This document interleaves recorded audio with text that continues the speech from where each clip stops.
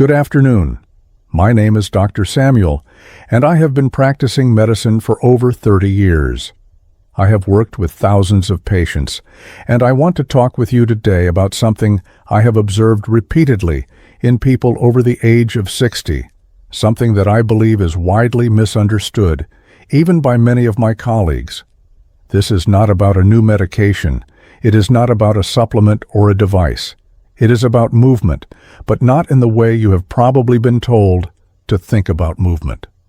What I am going to share with you today comes from decades of watching how aging bodies respond to different kinds of activity, and from paying very close attention to research coming out of institutions like Stanford, the University of Michigan, and groups across Europe who study aging, neurology, and motor control.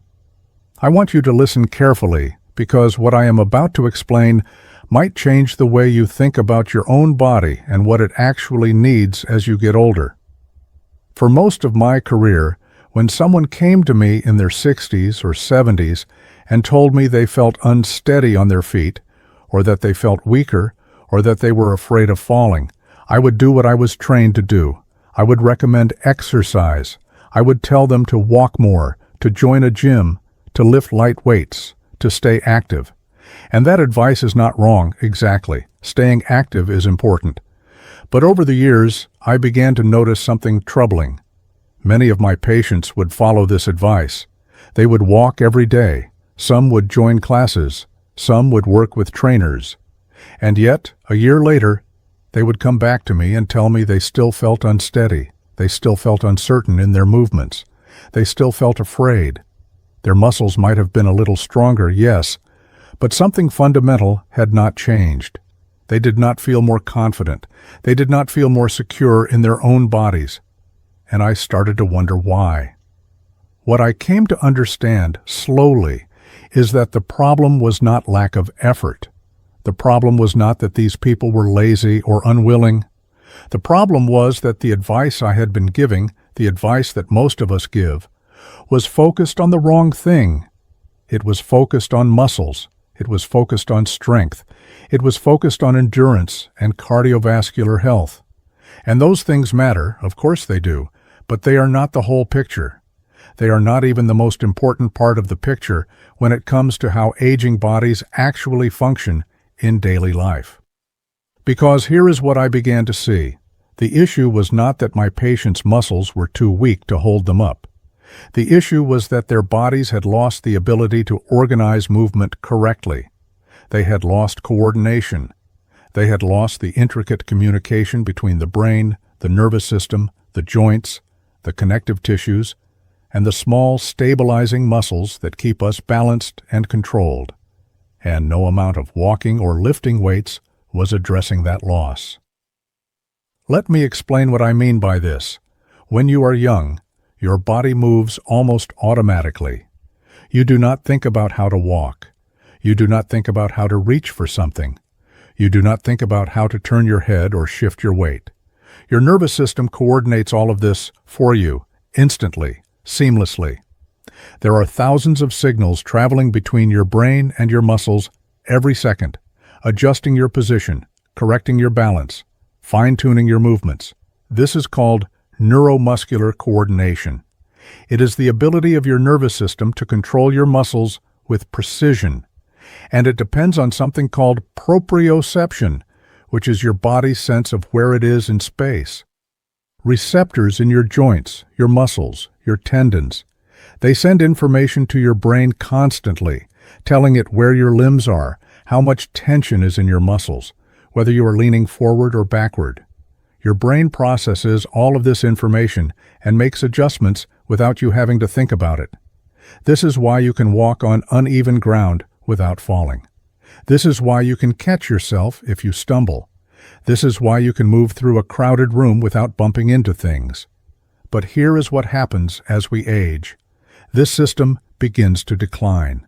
The receptors in your joints and muscles become less sensitive. The signals they send to your brain become weaker, less clear. Your brain receives less information about where your body is and what it is doing. And at the same time, the pathways in your nervous system that control movement, they start to slow down. Your reflexes become slower. The coordination between different muscle groups becomes less precise. And most importantly, the motor patterns that your brain uses to organize movement, they start to deteriorate. You start moving in ways that are less efficient, less stable, less controlled. And this is not because your muscles are weak. This is because the system that tells your muscles how to work together has become compromised. Research groups at Harvard and elsewhere have documented this decline extensively. They have shown that proprioceptive sensitivity decreases significantly after the age of 60. They have shown that reaction times slow down. They have shown that the ability to maintain balance under challenging conditions declines, even in people who are otherwise healthy and active. And here is the critical point.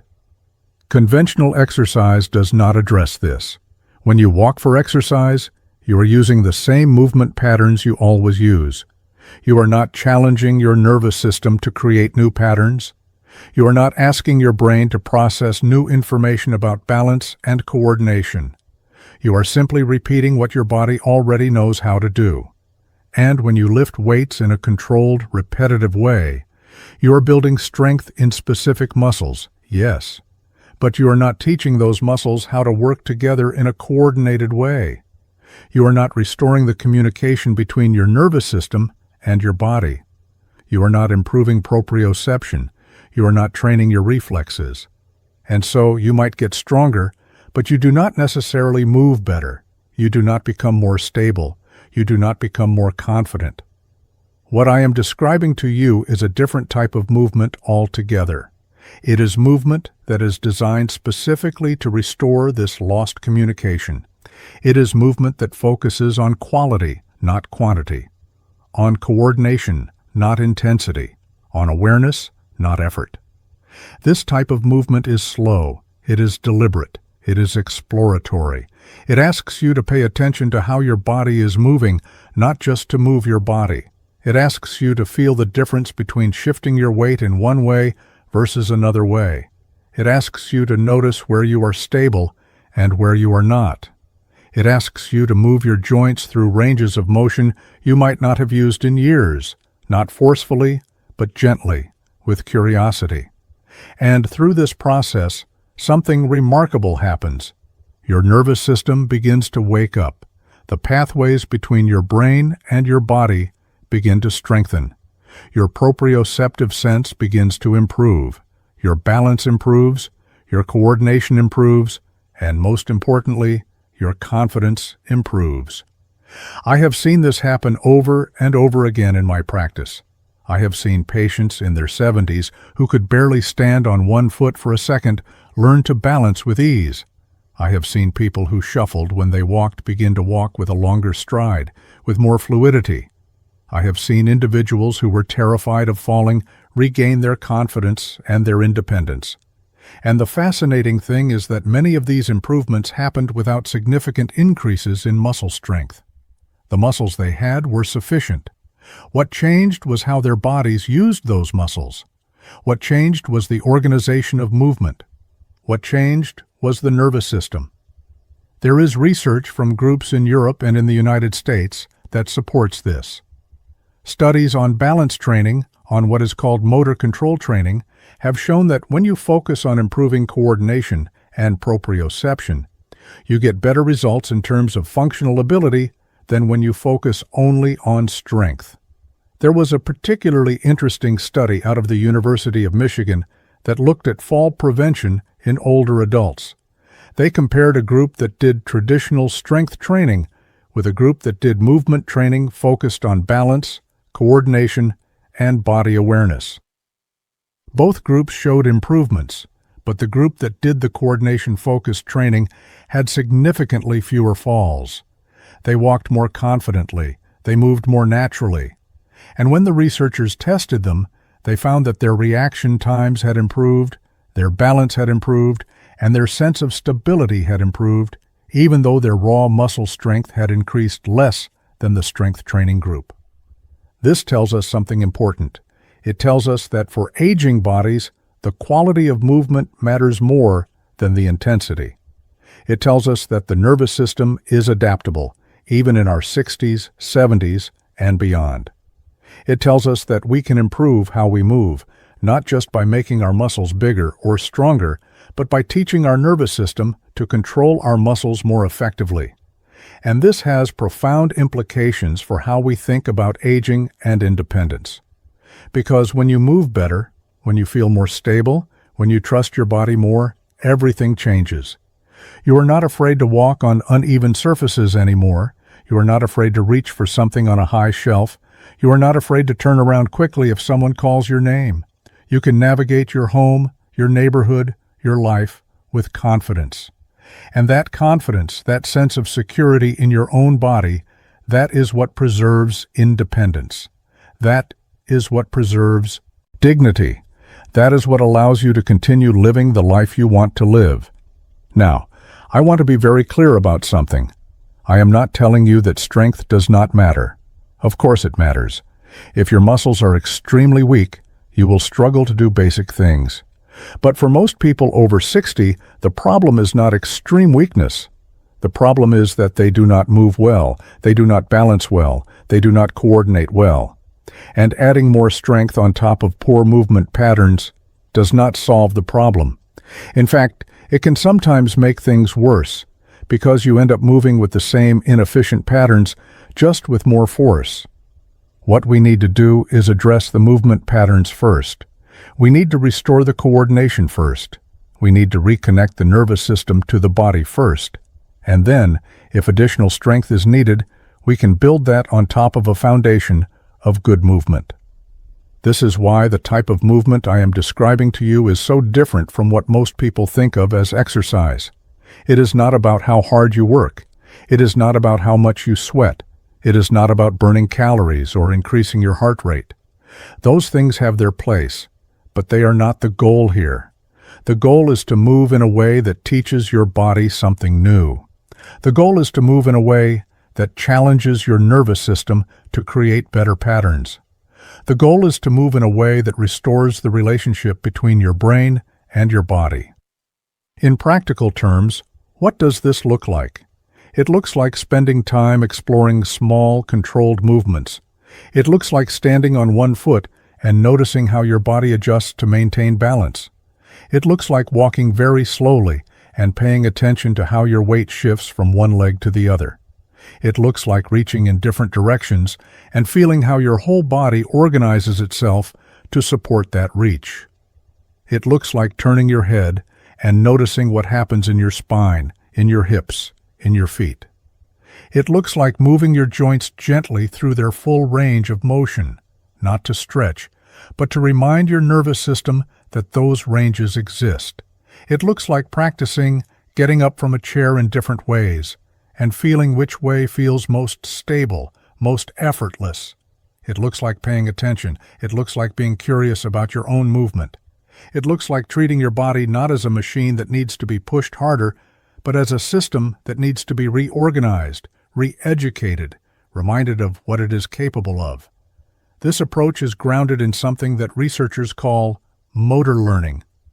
Motor learning is the process by which the nervous system acquires new movement patterns, and the research on motor learning tells us that this process requires attention, variation, and feedback. You cannot learn a new movement pattern by mindlessly repeating the same motion over and over. You have to pay attention to what you are doing. You have to try variations. You have to feel the difference between one way of moving and another way. And through that process, your nervous system begins to wire new patterns. It begins to create new pathways. It begins to restore the coordination that has been lost. There are specific practices and methods that have been developed with this understanding in mind. Some of them have been around for many decades. Some of them are newer.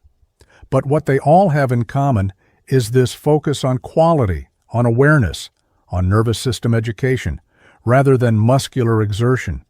And the people who practice these methods, the people who make this type of movement a regular part of their lives, they report something that you cannot always measure in a laboratory. They report feeling more at home in their bodies. They report feeling safer. They report feeling more capable. And those subjective experiences, they matter. They matter enormously, because they are what determine whether someone continues to live an active, engaged life, or whether they begin to withdraw out of fear. I have had patients tell me that this type of movement gave them their lives back. I have had people in their 80s tell me that they feel steadier now than they did in their 60s. I have had individuals who had stopped going out, who had stopped doing things they loved because they were afraid, tell me that they have regained their confidence and their joy. And that is what this is really about. It is not about performance. It is not about competition. It is not about proving anything. It is about supporting your body in the way it actually needs to be supported as you age. It is about recognizing that aging is not just a process of decline, but a process that requires adaptation. And if we adapt in the right way, if we give our nervous system what it needs, we can continue to move well, to function well, to live well for many, many years. So I want to leave you with this thought. The next time you move, the next time you walk across a room or reach for something or turn around, I want you to pay attention. Not to judge yourself, not to criticize, just to notice. Notice how your body organizes that movement. Notice where you feel stable and where you feel uncertain. Notice what happens automatically and what requires effort. Because that awareness, that simple act of paying attention to how you move, that is the beginning. That is the first step toward moving in a different way. A way that supports your nervous system, a way that supports your coordination, a way that supports your independence and your dignity. You do not need to exercise harder. You do not need to push yourself to exhaustion. You need to move with more awareness, with more intelligence, with more respect for the extraordinary system that is your body. And if you do that, if you approach movement in this way, I believe you will be surprised at what becomes possible. Thank you for listening. This video contains health-related information created with the assistance of artificial intelligence. If you believe you may have a medical concern, we recommend consulting a qualified medical professional.